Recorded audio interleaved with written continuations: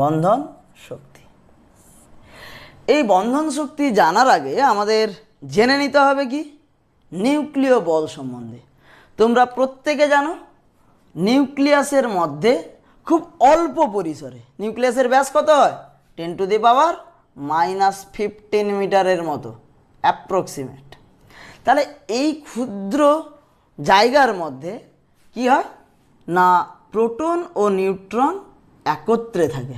তাহলে বুঝতে পারছো খুব ক্ষুদ্র জায়গার মধ্যে অসংখ্য প্রোটন ও নিউট্রন আছে।